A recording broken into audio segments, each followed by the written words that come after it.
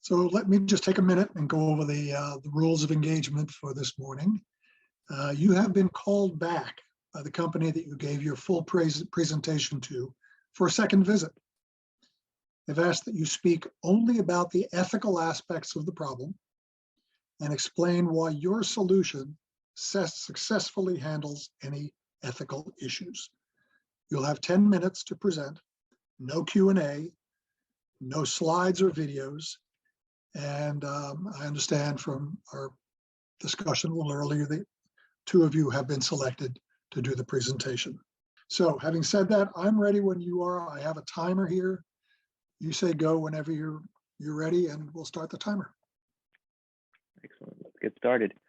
Good evening, or good morning rather, esteemed board of Neuralink. Thank you so much for welcoming us back. My name is Leonard Delgadillo. I am the ethics analyst at Apollonian Consulting. My colleagues and I are very excited you've welcomed us back to discuss the ethics dimension of our proposal in a much more depth. I'll start off by handing it off to my colleague, Kyla Gron. Hi, Board of Directors. So today, when covering the ethics, I want to first paint a picture for you. Imagine for Neuralink, this chip is implanted into your brain.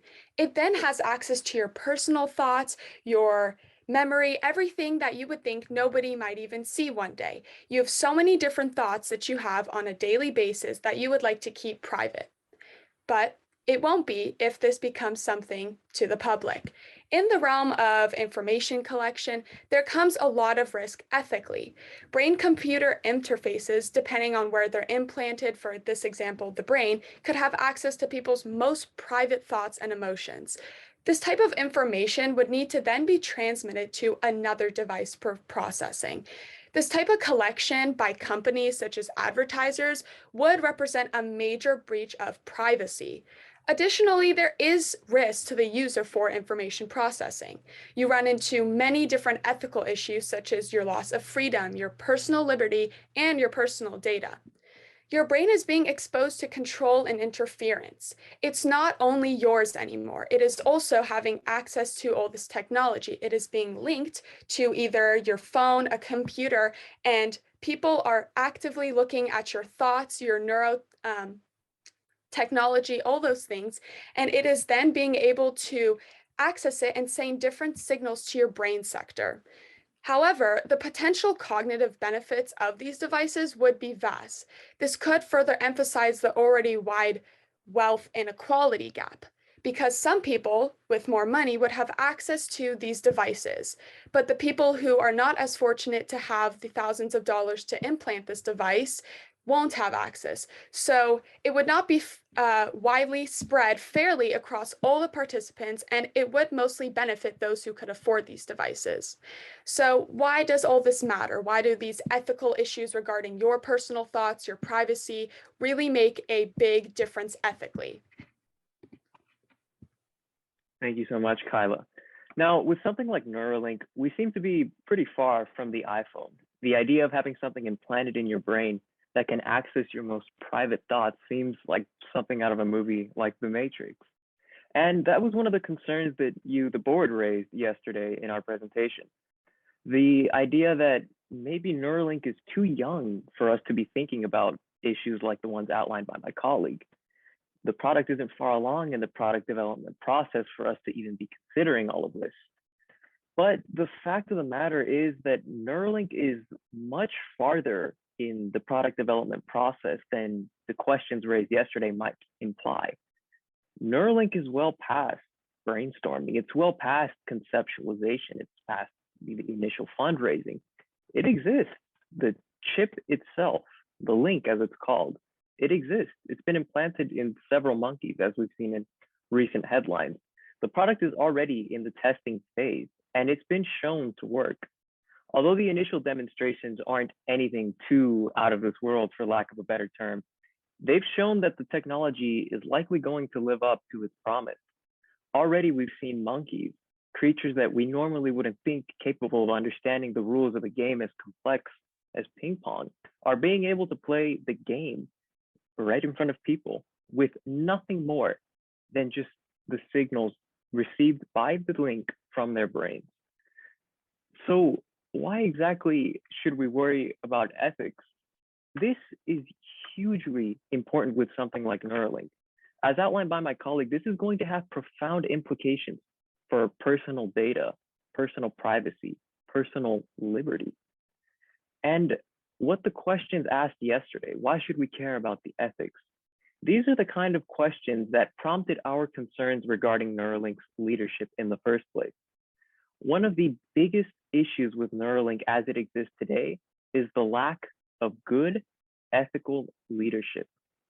Time and time again, the leadership at Neuralink has shown that it's not too concerned with the ethical ramifications of the technology. Their website talks about how they want to help out people with paralysis and how maybe someday it could be used for something else. But right now, they're going to focus on helping people with disabilities become a part of the digital age. But then this all seems ostensible when Elon Musk goes on TV and starts talking about how, no, this is actually going to stop the artificial intelligence apocalypse we see in movies like Terminator. Well, this kind of leadership doesn't live up to the expectations one has for an ethical company. For one, it's clearly not holding in very high regard the consequences of its actions. With statements like that, it shows that it's not exactly ready for the ramifications of the technology. It shows that it's not anticipating these ramifications. It doesn't care. That's the impression that that gives. Whether or not that is the case is ultimately irrelevant because the investors, the general public, the people with paralysis who stand to benefit from this technology aren't going to trust a company that doesn't seem to trust itself. That is why the two-pronged ethical approach we proposed yesterday is not only the solution that Neuralink needs for the company, but for the leadership. What does an ethical leader look like? That was a question that was raised by the board yesterday. And that's a question that we think we adequately answered in the presentation. Ethical leadership involves a focus on the consequences of the leadership's actions. And it also involves a sense of obligation or a sense of duty. A good leader, especially in something as morally complex and seemingly ethically ambiguous as Neuralink, is focused on the humanity of its clients. It's playing around with one of the most intimate parts of a human being, the brain, arguably the essence of a human being itself. When one is interfering with something that intimate, that important, it is of the utmost importance that the leaders, that the CEO, that the scientists, everyone involved in the enterprise recognizes the inherent value of human beings. And this was something we all agreed on. Yesterday at the board's meeting, everyone agreed that human beings have inherent value. Human beings, human life is something worth preserving. It's something worth fighting for, something worth protecting. However, the actions undertaken by Neuralink do not reflect this ethos. They don't seem to have a lot of regard for human life when they're going around being dishonest about the product, about the product's intentions, the product's capabilities. In other words, Neuralink isn't living up to the expectations of an ethical company. And perhaps most importantly, its leadership is not meeting the standards of ethical leadership. So in the context of a neurotechnology company, of a company on the cutting edge of science, good leadership is patient. This is something that has been frequently brought up by not only former employees, but current employees, news outlets, and the general public. Neuralink and its leadership is not displaying a lot of patience. Science is slow, it's boring, it's very incremental. It might be cool to see something like a robot running around at Boston Dynamics or watching early tests of the hydrogen bomb. But the fact of the matter is that behind those 5 seconds of, excuse the term, awesomeness, there are hours, days, weeks, months, grueling years of hard work, long hours, long nights in the laboratory. And this is something that Neuralink leadership at the moment doesn't seem to want to accept. It seems to want instant results. And that is not good leadership, especially not with something as important as a person's brain.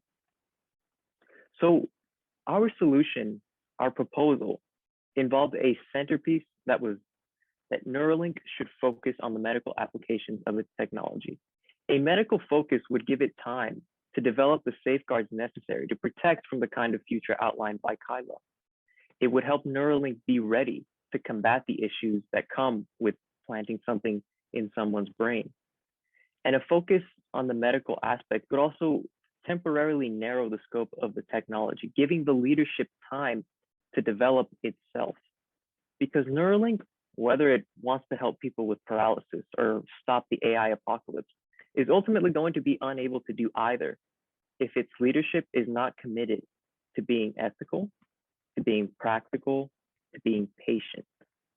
If the leadership is absent, if the leadership is not good, Neuralink will not succeed, not as a company, not as a technology, and this would be a shame. Because as outlined by Kyla, and as outlined in our presentation yesterday, it has profound potential for good. Thank you very much. Good job. It's a very tough topic you picked, and you did a really nice job presenting it. And I think, like the neurotech company you've talked about, you guys are going to change the world of business. Congratulations. Good job. Thank you so much, sir. Thank you.